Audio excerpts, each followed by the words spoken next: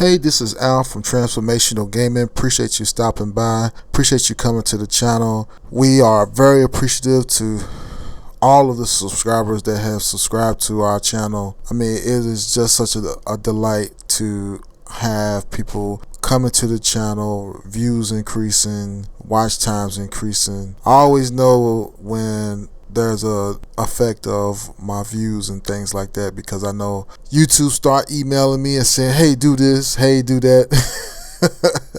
You should try this, so that's how I know I'm doing pretty good on YouTube, is when I start getting emails from them. So please continue to subscribe to the channel, and please continue to watch the videos and give a like and comment in the comment section.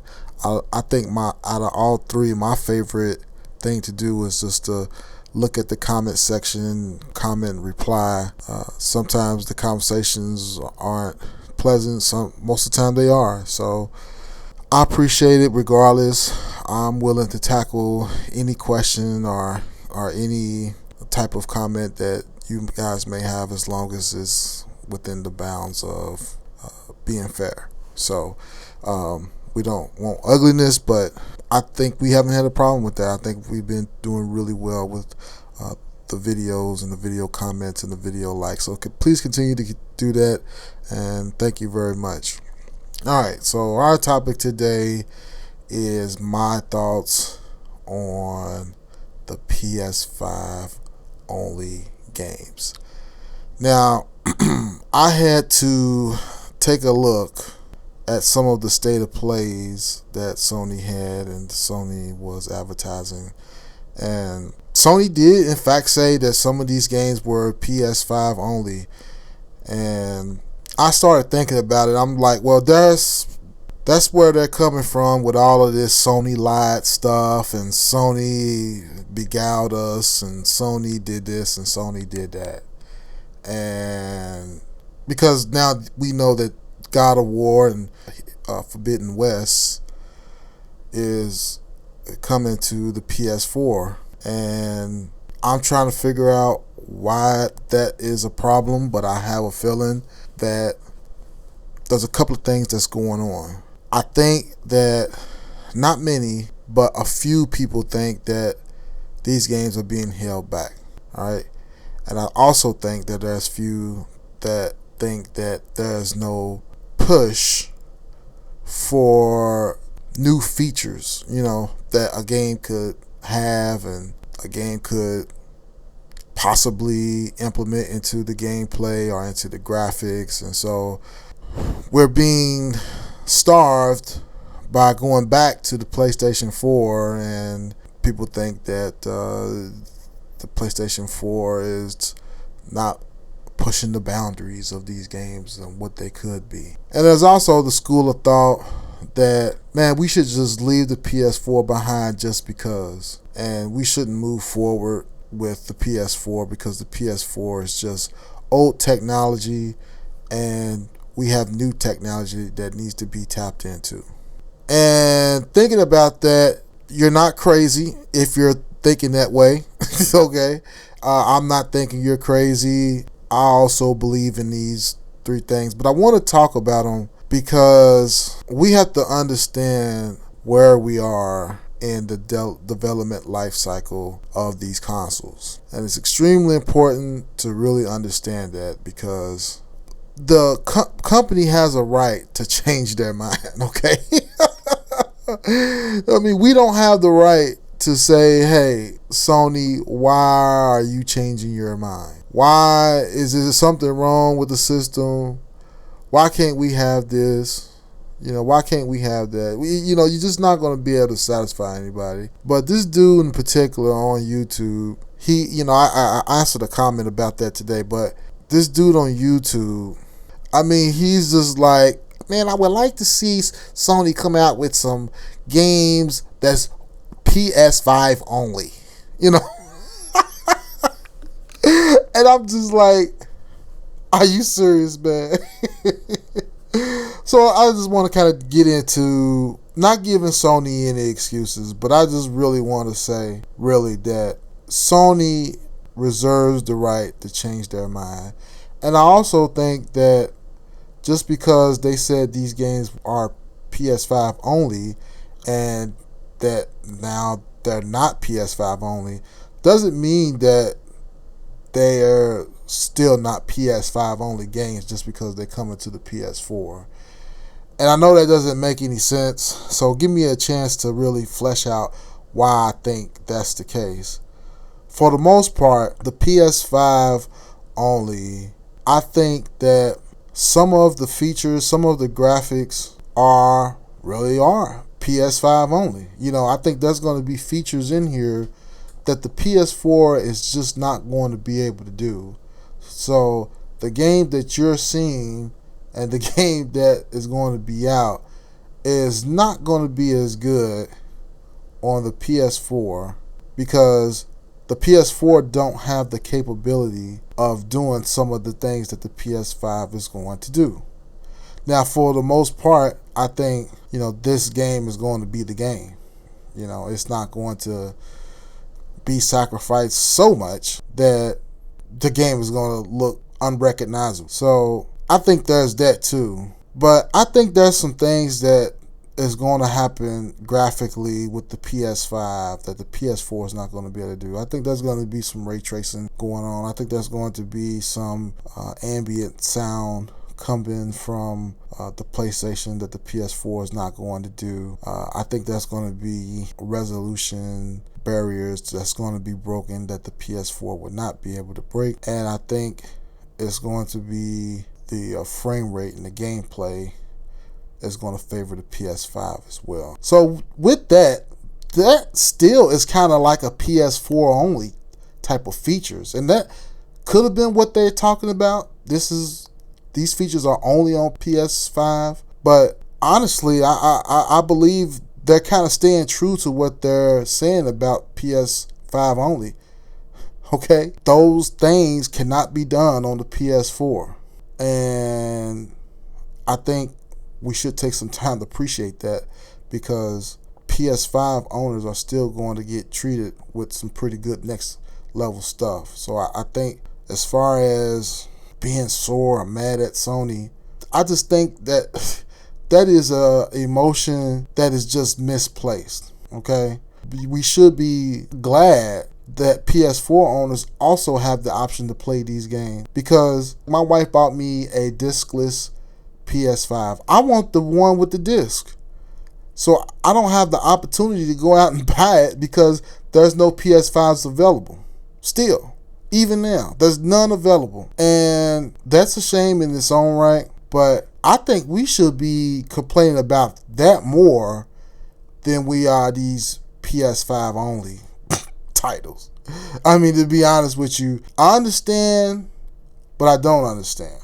Because I just think we're overreacting. And a lot of this is fanboy stuff. The guy that I was marking earlier, I mean, he's an influencer. I mean, he fixed these PS5s, I guess, these broken PS5s. And he's a smart dude.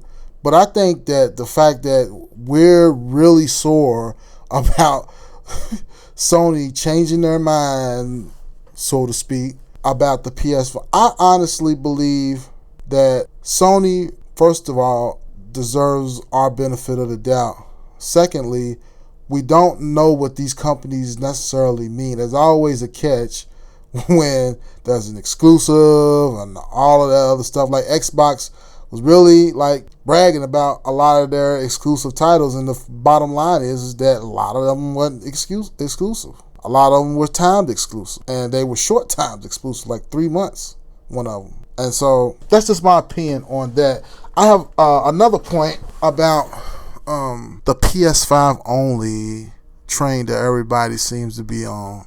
And it's really, like I said, it's just the influencers. I don't really think anybody really sweating that. But another thing that I want to speak on with the PS5 only business is that look where we are in the life cycle development of these consoles. All right, we're at the beginning of the beginning.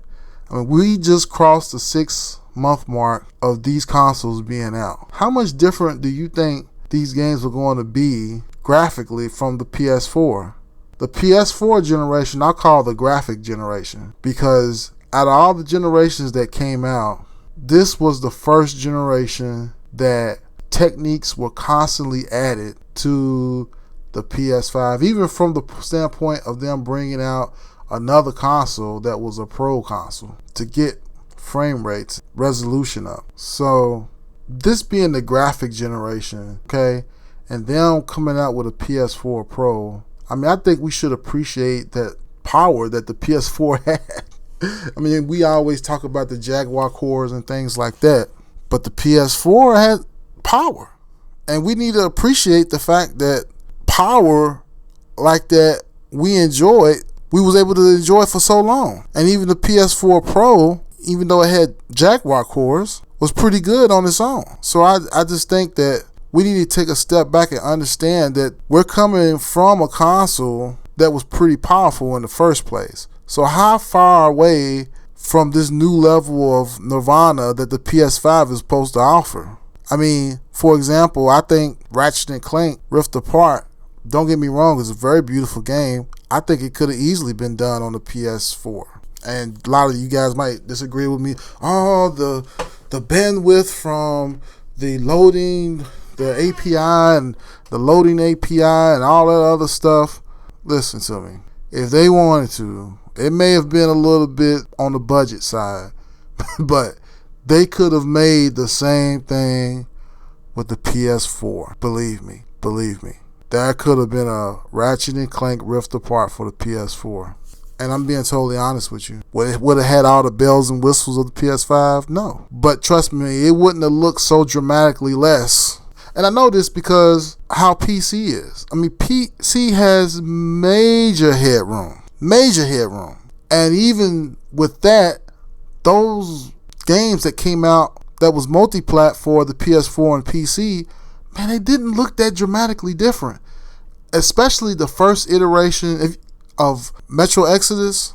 From a Mount High's bird eye view, without going into all this ray tracing and stuff, the games don't look that different. They don't. I mean, if you blow it up 500%, yeah, you're going to tell the difference.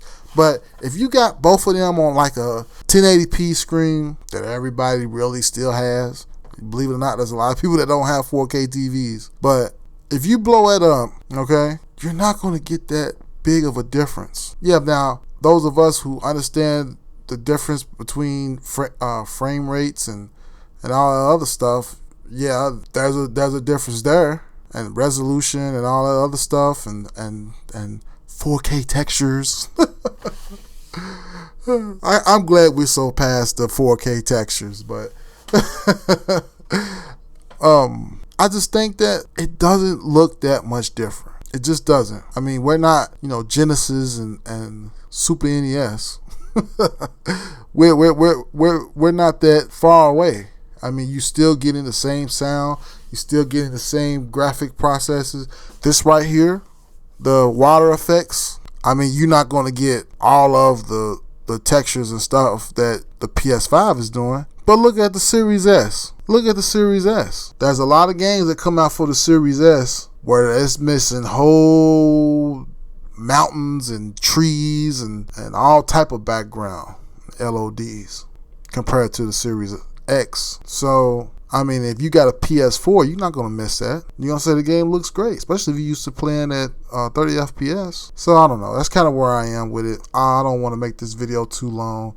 There's some other stuff I wanted to say. But at the end of the day, I just think we all just need to calm down on this PS5 only stuff, man. We're not in a situation where we're long into the to the development life cycle of PS5. We're just not that far along. We're not that far along. Now, if it's like 3 or 4 years in and they still making games for the PS4, then okay. But even then it would make sense, to be honest with you, because all this chip shortage stuff. And now we got this stuff going on in China with this port stuff. Nobody can get supply now. And we keep having that, into the future. But I fully expect we're going to get PS5 titles only exclusive to the PS5 eventually. But Godfall, all of this stuff, that stuff can be done on the PS4. Even this game, Forbidden West, can be done on the PS4 very easily. May not have the things that the PS5 has, but